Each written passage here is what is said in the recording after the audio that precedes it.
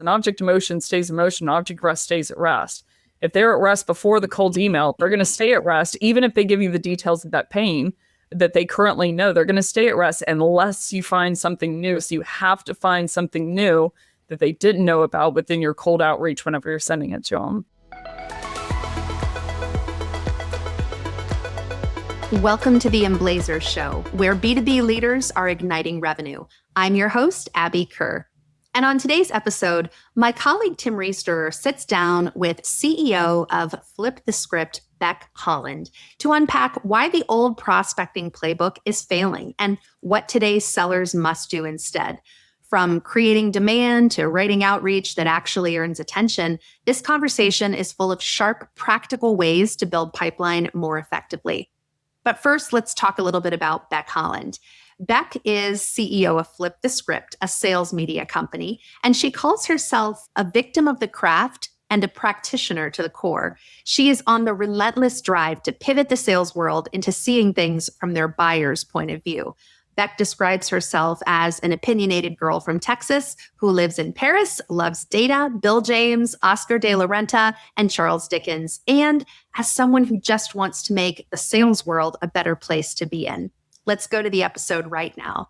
Becc, it's so great to have you here. So great to see you again. I know you're in France, but I feel like you're right here. I get asked these questions all the time. We work with a couple hundred clients every year. And one of the hot topics is prospecting, and not just prospecting, BDR, SDR, but full funnel. People have to do their own prospecting. And they're like, our top of the funnels are not filling. Our new logo pipeline creation is lagging. And I'm like, if we're going to do a podcast on that, I can't do it alone. I got to bring Becc Holland to the table. To fill with the empty air. fill the air. And you know what? I mean this just totally generously. You can fill a lot of air. So I got a lot of air. So let's talk about this for a second, because I don't think prospecting today, when people are saying, oh, they're lamenting the prospecting pain, the solutions aren't the same as they've always been. Stuff's moving so fast in this space. So you've been around it a little bit. So tell me what was formerly known as prospecting and what today is known as prospecting. Yeah, well, I think it's a great topic, and BTW, thanks for having me. I'm glad to fill the air with you anytime. But as far as prospecting, how it's changed, we could talk about a lot of tactics and obviously the introduction of AI and and how the landscape's changed and how much tech has changed. I think the main thing that's changed the reality for so many people is the results have changed from what we used to be doing, what the results were, to what they are today for what we used to be doing. So what used to be done in the past was, I'm going to load up 1,000 contacts. I'm going to put them into a sequence, and I'm going to write it to the best of my ability of, a certain cadence or sequence of actions, depending on my sales engagement provider. And I'm just going to hit blast with a certain cursory amount of customization of like first name and maybe the introduction of the company name or their role. And that was working. This is back in 2000 and I would say 15, 16 eras, really when sales engagement was coming on the spot. And so it was working, being defined as before people had really blanched out their TAM and before the introduction of email deliverability and people getting less and less emails. I mean, people were booking 35, 40 outbound appointments a month, depending on the maturity of the market that they were selling into. So we slowly saw that dissipate, not only within an organization as they had been prospecting over time, but over the market at all. The hooks that were used to work weren't working anymore. And so we've seen kind of this slow paddle out to where I would say the average, it's been dependent over time, but if you are still using that kind of approach, regardless of the quality of the writing, but sending over, 50 emails a day to different people within your quote unquote TAM without any personalization, without finding something that they don't know. People are booking, I would say, on the upper hand of 1 to 2 appointments on outbound, true outbound per month per rep, which the math just isn't there anymore. So that's kind of the old state of things and how they're panning out today if people are using old tactics. So the math isn't the same. So how we're holding people accountable, the activities and the volumes we're measuring all have to change. So what does that look like today? Like as if I lead a team or I have expectations of my full funnel sellers to do meaningful prospecting, what should I be expecting? What should I be inspecting?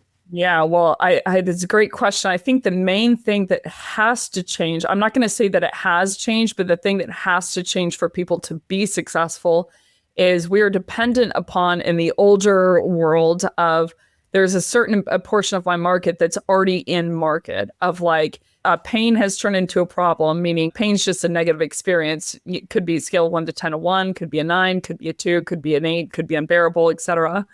And a problem is something you're going to do something about. You're going to solve or solve for. So not all pains are problems. Something that's annoying doesn't mean that you're going to solve for it. It's dependent upon priority. So in the former world, we were just banking on the idea that we were going to run into this slim, and I mean razor sharp slim portion of the market that was about to do something about something, but just hadn't quite yet. And the numbers showed that then, but especially show that now. So, I mean, the average open rate is 15 to 25%, and the average reply rate overall is 0.5 to 0.7%, not like positive reply rate, like they're going to take a meeting, meaning unsubscribe is included in that, not 50%, 0.5%. And so our numbers just show it. So I think the thing that has to change is we have to, instead of attract pre-existing demand, we have to create new demand with our emails. And people say like, well, that can't be done. What are you going to create the urgency with discounts? Or are you going to create it with that? And I'm like, no, you don't create demand by issuing out a discount. Actually, statistically speaking, that will decrease the odds that you're going to close. You have to create new demand by creating a new problem, not by creating a problem that doesn't exist, but by finding a problem for the person that they didn't know about. So if they think the problem, the pain that they have is the size of the state of Texas, but actually the size of the problem is the size of the United States, they're only going to spend money and prioritize based on the size of the state of Texas because that's what they know. But what they don't know is all of these other states that exist that are going to turn into a goblin very quickly if they don't do something about. So cold calls, emails, marketing materials, et cetera, but especially cold outreach, if it's done well, and this is the 0.02% of the time that I'm going to say that cold outreach does actually do this, it should be asking a question to qualify someone that they have a problem that they previously speaking didn't know about. Then you create new demand on the spot. So you create more urgency and budget and like need or desire to solve for it, because based on what they knew beforehand, they weren't willing to do anything about it. But based on what they know now, after that cold email, they are willing to do something about it. So I'll kind of end this rant with this. An object in motion stays in motion. An object at rest stays at rest. If they're at rest before the cold email, they're going to stay at rest, even if they give you the details of that pain that they currently know. They're going to stay at rest unless you find something new. So cold outreach should not be cursored by, we work with people who struggle with blank, because if they struggle with blank and they can identify with that group, it means that whatever they're struggling, quote unquote, struggling with is not bad enough based on what they know. So you have to find something new that they didn't know about within your cold outreach whenever you're sending it to them. Yeah, that's so rich, because so many companies want to do like voice of the customer or look at keywords and things like that and say, if we can just align to the problems they know they have and the problems they seem to be searching on, then we'll catch them. What I hear you saying is that it was razor thin and now it's even thinner, and we're never going to hit the kinds of targets and numbers we're looking for just waiting to catch that demand. We have to create demand, and creating demand is a bigger lift than most people think. Like the object that's not in motion is also subject to status quo bias and all those things that are just holding them back. And I always say it's a much bigger dig to get somebody off of status quo and in motion than people estimate. And yet they write such vanilla stuff. They offer such vanilla conclusions that there's just no way that's going to work. There's no way you're going to get an object off of rest. 100%. And even when you're talking about an object in motion stays in motion, unless an act upon by an outside force like procurement, an outside force like new buyer in the deal, like people slow down in essence because of fear. So the way you can counteract both is by finding things that they didn't know. It's not by making them more afraid of what they're already afraid of. It's by enabling them to understand things that they didn't know, so that they're less afraid that what they are, that the outcome uncertainty, that they're not going to reach their outcome. It's decreasing that bucket by finding things that they didn't know. So they're like beforehand, they know that they don't know enough. That's clear. That's why they research so much. I mean, Forrester talks about there's 20 different things that they will look up before they even start to make a purchase. And 72% of buyers won't engage with the seller before they start to do research. They know they don't know enough. But it's like, if I can help find some things new, even if they're still, it can propel them into motion. If they're in motion, it can keep them into motion, like almost in curling, you're countering out that friction by finding things that they didn't know. So they're like, based on what I knew beforehand, I wasn't confident, but based on what I know now after this seller, I'm more confident. Not that that gremlin won't become true, but that the odds of that gremlin becoming true are less because this person is in front of me and is an advocate with me in this buying journey. So it's really rich to tell them something they don't know, which is, where do you find that? Because you can't go ask them, because by definition, they don't know it. So how do you find it? And then how do you present it in a way where you're not like saying, you suck, you suck. You're like, they're going, oh, wow, thank you. Can I have another one of those? Tell me, seems like a magic formula. How do you invent the gremlins and the goblins that are effective? Yeah. So, I mean, the $1 million question is, people are like, well, how do I find, especially if I'm selling into like a CTO or a CISO or a buyer person, it's very technical, that I'm just an SDR, or I'm just an account executive. How do I find that? So it's actually it's much easier than people think. And the reason I'm saying this is because I task myself with, before I'm training someone, that I have to train on their terms, meaning I have to relate all examples to their buyer, and that's originally what put me on the path to solve it, of instead of giving sales examples or instead of giving dating examples or whatever it is, that I can give them real examples for their buyer.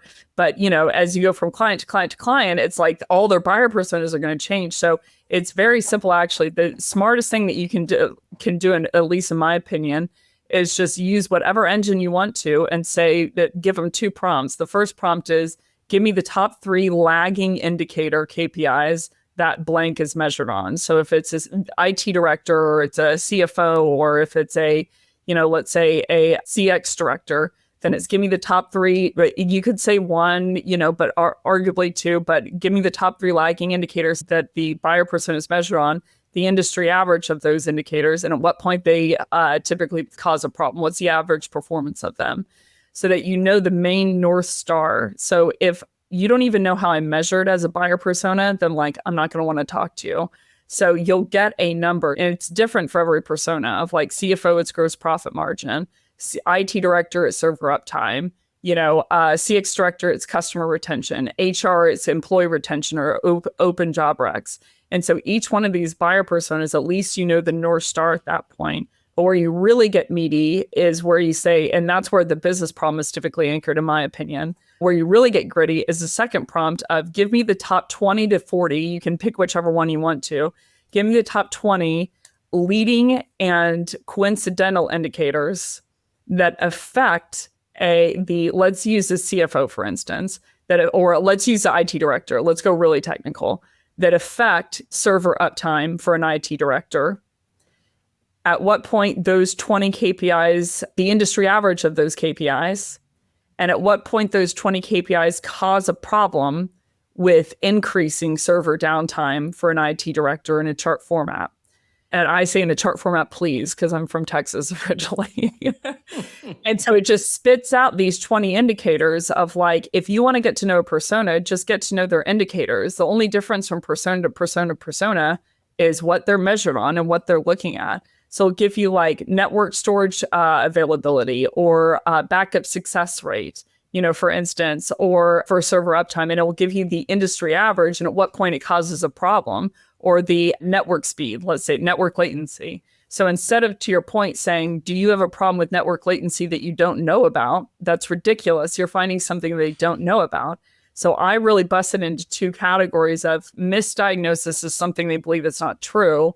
A misdiagnosis is something you've missed entirely. So if they say, no, we're all good on network latency, and I'm like, my first step is, I'm like, well, what do you mean by all good? What is your network latency, if you don't mind me asking? And they're like 300 milliseconds. And I'm like, found one, because, is what I'm thinking in my head. So the second step is I deliver a stat.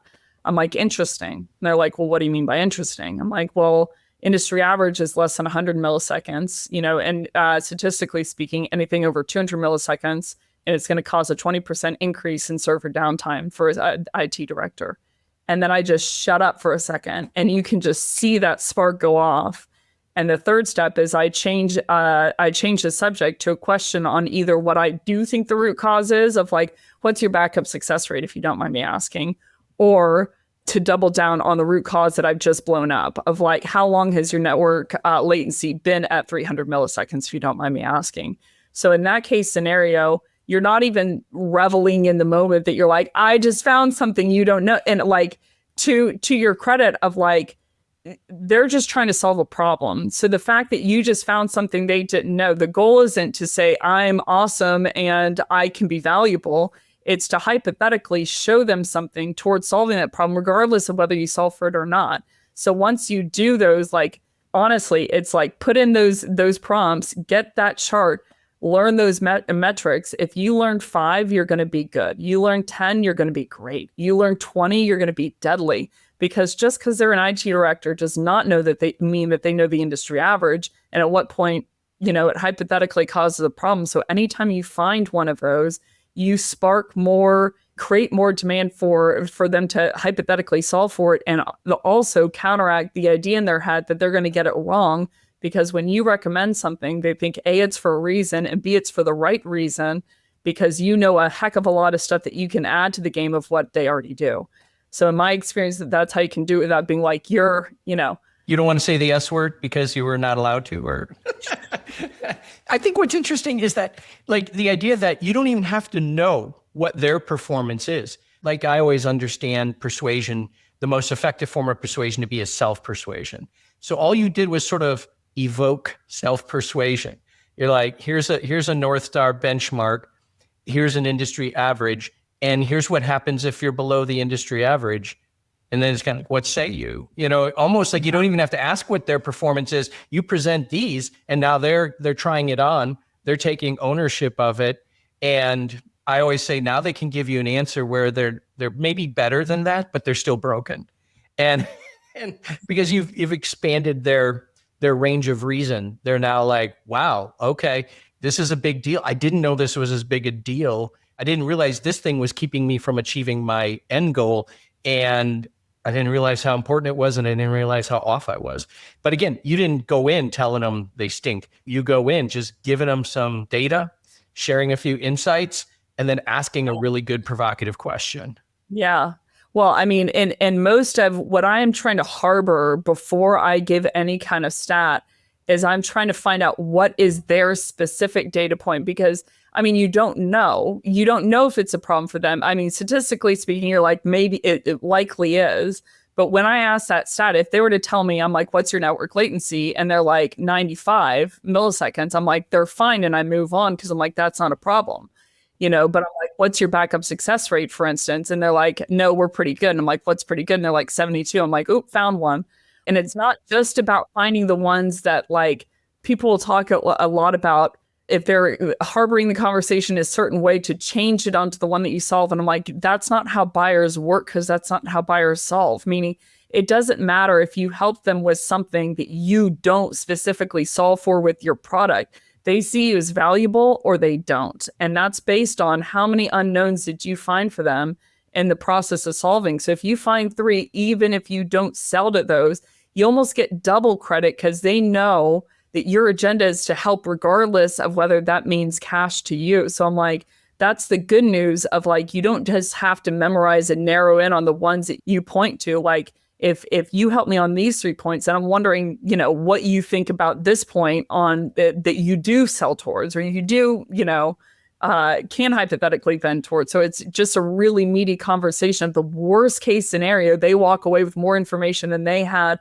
before they talk to you. So like kind of to bring it all full circle in terms of prospecting, I think the main thing that people are doing wrong is they're like, do you struggle with this problem that you already know that you have? And I'm like, well, put aside the fact that if they already knew they hadn't, it was bad enough, they would already start to do something about it. You have no credibility there. Everyone wants to sell to Southwest Airlines now.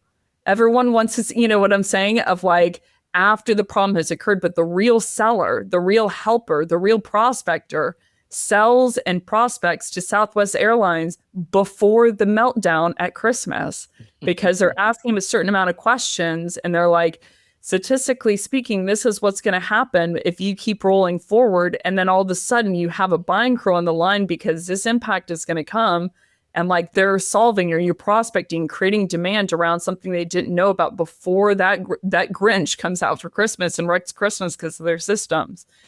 So I think that's the main thing people are missing, that it's always what a prospector should have been doing, but especially now. I'm like, now the former play it should never have worked, but especially isn't working now. Yeah, I feel like the change is essentially this. You were searching for people in market. Now you're creating demand. And the only way you can create demand is by telling them something they don't already know.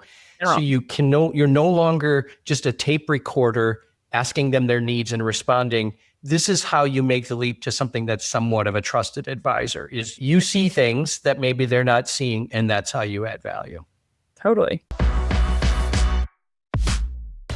What if your next big revenue move didn't come from a blog post or a cold LinkedIn scroll, but from a real conversation with leaders who've been there?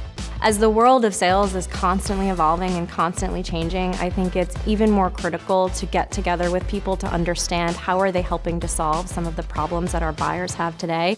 Meet Emblaze, a community of sharp B2B minds, CROs, CSOs, rising stars, sharing what's actually working in sales, enablement, and customer growth. We always find a lot of value in the partnerships that we're able to form with some of the other great organizations that are part of the team here. And personally, I love the opportunity to connect with my peer group outside of other organizations and learn from them and try to figure out if there's things that they're doing that we can pull into our organization and benefit from. Join a monthly forum, dig into science-backed strategy, and get insight you won't find in your feed. Start your Emblaze journey today at emblazegrowth.com. How do we get more practical and even tactical? So speak to the leaders. What can they do for their teams? And then we'll take a little time to talk about some very specific things that literally what must change about your emails, for example. But how do leaders need to now equip their teams differently? Okay, so the first thing that I would do from a leadership perspective, the main thing that you can do, in my opinion, is lead routing and sequence shell writing. Essentially, like everyone wants to take advantage of a trigger, a trigger-based. There's personalization, and there's relevance. Personalization is one-to-one. Relevance is one-to-many, regardless of what the cohort is. People who downloaded content, people who attended a webinar, whatever it is. The smartest thing that you can do as a leader is taking off list cleaning, list building, auto routing, and creating a sequence for each one of these relevant actions where the person in real time, like when they download content or when they attend a webinar, who is a part of that person's account, is auto routed straight through to the sequence. And what I do is my sequences, they have 5 emails, and the first and 5th email are the ones that change based on trigger. And basically the first line is like, hi, I noticed that you attended, and it's like the event that it's dynamic tagged in there, the Emblaze podcast episode, X with Becc Holland. But more importantly, and there's a personalization gap there. That's what the rep fills in. So all of these reps want to take advantage of these triggers, but what they can't do is figure out who just IPO'd, who just moved headquarters, who just attended this webinar in real time. And by the time that they do figure it out, hypothetically, the point of the matter is gone. So the number one thing that leaders can do is to build a sequence for each one of those actions, build in a way to where every time one of those actions happens, basically whoever owns the account, that the people in the CRM are auto-routed straight through to where they just have to focus on the 10% of personalization. So that is a structural, if you will, administrative burden relieved so that your people can add the value. Unbelievable. Yeah. For rep. I mean, 45% of the time is spent on list building alone, list cleaning alone. So to your point. So you said 5 emails. Emails, that's still a thing. And something has got to change in how you do emails too, because if we're all still doing emails and you're not disagreeing, emails matter. What should I do? Like, give me a few examples of things I can practically do different and better tomorrow that are working today versus maybe what I was trying in the past. So I'm going to try and go rapid fire for like a minute and a half a piece for 4 different buckets. Okay. But email is working as the punchline. It's just not working how most people do it. But the first thing to think about is email deliverability. So what email, or the first bucket is email deliverabilities. What email deliverability means is only 59% of your emails are being delivered to the primary inbox. So straight off the bat, 41 of the emails, if you send 100, people aren't seeing. And if what they're measuring for, essentially, what the ISPs are measuring for is, does this look like mass blast behavior, or does this look like an actual person? Now, you're marketed on a number of different things, almost from the local level of what are you doing and is your team doing? What is the recipient doing? Like, are they blocking you or hitting unsubscribe? And then from a federal level, are you on a blacklist for egregious behaviors? But the things, how I would think about it is, you're measured as a team and over time. So some quick tips on what to look for. If you have less than a 50% open rate, you have the email deliverability problem, period. And industry average is 15 to 25%. So some tips on it: less links the better. So like if you have a link to your LinkedIn, if you have a link to your phone number, a link to the website, every single time you include a link, you are encouraging basically your email to not be delivered. No same subject lines. So even if it's me sending an email and my team member sending an email to a completely different person, completely different company, your domain is measured the same. So they're like, why are they sending a subject line that looks exactly the same? So no two subject lines should be the same. No more than 50 emails a day, no capitalized letters, no red font, no exclamation points. I wouldn't batch them all out at one time of like, I'm not going to send out 50 emails at one time of like 1 o'clock, let's say. And equidistant times will hurt you. 105, 110, 115, 120, 125, etc. I would avoid social words in the subject line like your LinkedIn about bio, because they'll flag it to social promo. Less GIFs, the better, oddly enough. Images are okay, but not after 4 images. And bit.ly or shortened links or 404s are really going to hurt you, and verified sites will help you. So unverified sites will hurt you in terms of links. So those are just kind of some of the rapid fire tips on deliverability. If you don't have DKIM, DMARC, and SPF set up, then it's gonna hurt you. So I would for sure think about a data decay and an email deliverability strategy before I even think about anything else. Okay, That's bucket number 1, deliverability. Take a swig. Bucket number 2. Bucket 2 is I would think about subject lines. So, I mean, again, the industry average open rate is 15 to 25%. Part of that is deliverability, and part of that is subject line. So subject line, some things I would think about. I would go to my personal spam and start to look at the subject lines, how they are and how they're structured. You got to keep in mind there's 20,000 different engineers at Google. I would imagine 19,000 of them are after us. What they're looking for is like sales behaviors. There's always a pattern. Like a personality is just defined as a pattern of interactions. Personality disorder is just an abnormal pattern, but there's always a pattern. So I would look at my subject lines and think, do they read like a marketing email? Do they read like a sales email? And think about the preview text too. If it says anything about SEO optimization, we miss you, people aren't going to open it. And when they don't open it, if they don't open it and delete it, it actually double hurts against your deliverability. So I would think about, is this something that a normal salesperson or marketer would say? If it's anything above scale of 1 to 10 and 8, I would say yes, and you got to start over again. So it's about saying things that basically a normal salesperson or normal marketer doesn't say within reason, that doesn't say, and it has to hook to the body, because if it is something they would normally say, then someone's going to delete it because they know what it is before they open it. That's bucket 2. Okay. Bucket 3, do you need a drink of water? No, I don't. I'm wrapped up. Bucket 3 would be readability. So my biggest tips on the readability of an email. I mean, the average person spends 9 seconds reading an email. A myth out there is that it should be in the F-shaped pattern. Actually, F-shaped pattern was for email, for web design, not for emails. And it was the worst reading pattern. It increased scanning, but not comprehension. In terms of the actual email itself, I would think about 4 to 5 lines max. I would never include 2 lines in a paragraph. The more acronyms, the better. The fewer company names, the better. If you're going to mention your company name, I would do it once, and I would do it at the very bottom because they're going to think you're a sales rep. Acronyms are your friend. Punctuation's your friend. Odd punctuation's your friend. And I would for sure avoid the deadly language that is the normal sales language. So I have 250 terms on my site that are the most commonly used email. Terms in email of like just following up, just circling back, just bubbling to the top of the inbox, happy Monday, hope you and your kids are safe during these uncertain times. My name's blank. We work with blank, and we're the number one blank who helps blank do blank. We work with leaders just like you. Quick chat, 15 minutes, quick coffee chat, sync, SEO optimization. Congrats on the funding. You want to buy our stuff because we work with people who have money to buy our stuff. My CEO sent me your way. I was really impressed by your profile.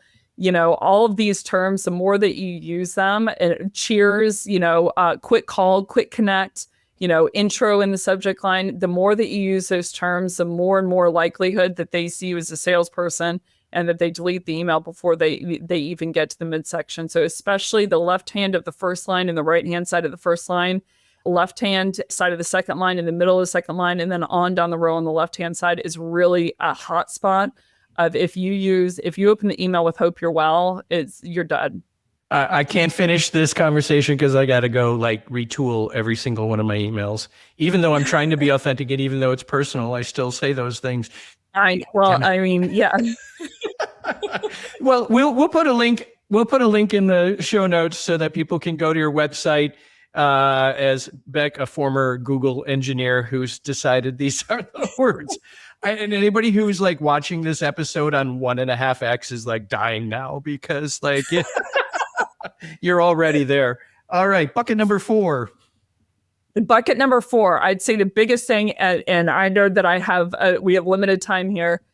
When you ask them a question, it has to be objective, no adjectives, no adverbs, and it has to be a question that you couldn't have known the answer to without them, non-leading, and a question that it has to be a question about a metric that's helping you understand if they have that problem. And when they do answer the question, you're like, oh, they do or don't have that problem. Meaning it can't be do you have sucky emails? Well, it's well, what does that even mean? And I can't even answer that question. I'm going to answer to the best of my ability. And I know you're just leading me somewhere. So I'm not going to answer the question. It needs to be a genuine question that you're what's your email open rate, if you don't mind me asking? Or do you have a bad email open rate? Is bad question. They're going to answer you to the best of their ability. But if you say, what's your email open rate? The reason that I ask is industry average is 15 to 25, and anything less than a 50% open rate, you have an email deliverability problem. If you do me a favor, go back to your open rate. And if it's anything less than 40%, if you give me 15 minutes to, that should be the angle. But when you ask the question in the email, you have to be after something they don't know. So it should be about a metric, an objective question, and it will help you understand based on their answer, whether they had a problem. But the question that I'd be asking is one around a metric that they likely have a problem that they likely don't know about. That's usually when you're going to really run into the gold. So my 4th tip is when you're asking a question, it can't be leading, it can't have adjectives, or doctors and lawyers both ask questions. But because of their goal, we see one is more sleazy than the other because one's trying to get someone to admit something so someone else believes something. So are you asking questions like a doctor or a lawyer is the biggest thing that I would ask myself when I'm reading my own emails that I'm writing. That's awesome. All of that in just a few minutes. And every one of those is a useful tidbit. It's not theory. Those are very practical. And again, we'll send you to Beck's website so you can slow the tape down and take your notes on that. Any last thoughts, Becc, this is your moment. If I'm, again, a leader of people who own their job, is either BDR, SDR, or a seller needs to fill their own pipeline, any last thoughts that you'd like to wrap up with that I as a leader should take away? Yeah, I would say, and equip, prospecting is tough. It really is tough. I mean, it's one of the toughest jobs that I would argue at an organization, but it doesn't have to be. It really doesn't. The only key is, are your reps industry experts? Do they know information about the buyer? If they don't, then you have to start there, because it doesn't matter what hook or permission-based opener or words that I use. Once we get into that conversation, once the buyer realizes oh, this person can't help me, even if they wanted to, because they don't have that information.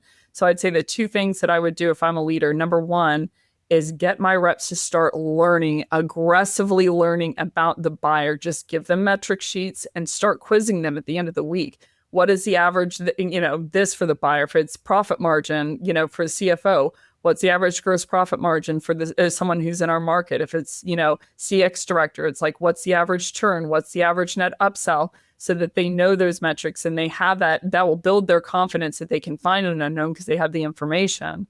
But on the other hand, for you as a leader, the number one thing that you can do to help enable your reps, other than helping them enable themselves by learning about the buyer, is to become an expert. Like, you have to put yourself in the chair. You have to become an expert in helping them write what goes into a great email. They're not struggling with motivation. What they're struggling with is they're not hitting their numbers. And because of that, they have no motivation to keep going. So I would study from an email perspective. The reason I got into this is because I was a leader, that I'm like, I have to find the components. I have to write these emails for my reps, that enables them to, they have to fill in this 10% or 15% or whatever it is in terms of personalization and hook it.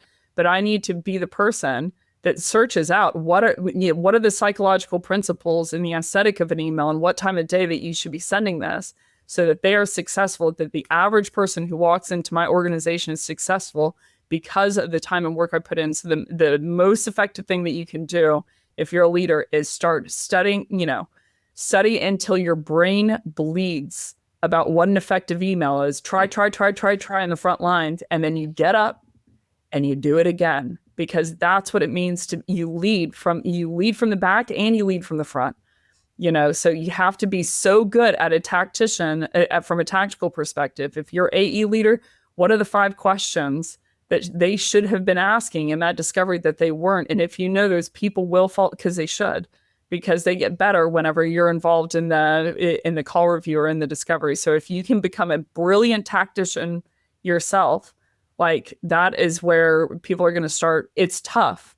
But that's the job of being a leader, is I need to do the things and put in the hours and put in the reps and find out the facts that are the things that are going to help them from an email perspective. I wasn't great from a emotional perspective, meaning I always struggled with, I'm like, ask them about their weekend because they need to do that and they need to talk about that so they can open up. But I was counting down the seconds, but no one ever quit on me in my entire career. And if I had to guess why, it wasn't because of my emotional skills. That they're like, well, she looks awkward when she's asking about my weekend. But I'd be like, say this back, and it would work. So, and I don't think that I'm unique. So if put in the time, put in the hours to be a brilliant tactician is my biggest giveaway. Yeah, I think the leader who just stands behind the person pushing the rock up the hill and just goes, grind. It's just about grinding. It's about activity, grind.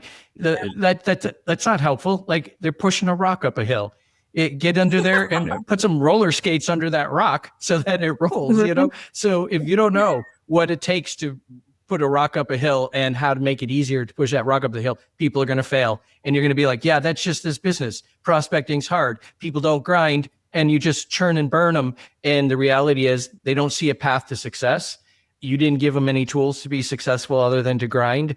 And there you go. And you just accept it. Like, oh, well, that's just how this job works. So thank you for that. You've now made it possible. You've left people with no excuse. They have to add more value than they probably have been. So Becc, always great to see you. Great to see you. I know it's hard. Anyone listening, I know it's hard. I mean, because you're like, well, I didn't get that. And it's like, well, we got to break the cycle. And, we got to do the skates work. It's like, I don't know. My mommy didn't do that for me, so I'm not going to do that for you. Oh, boy. It was so good to see you. Thank you for having me. Yep. Take care, Becc. Good to see you again. Bye-bye. Thank you. That's it for today. Another great episode. Thank you to our guest, Becc Holland. Thank you, Tim Riesterer. And thank you for watching or listening on your favorite podcast app. Remember to like, subscribe, rate, and review the show wherever you're watching or listening, as it helps other leaders find us. And we would love to have you explore what the Emblaze community is all about and join us as a member. Just go to corporatevisions.com/community to learn more. We'll see you next time.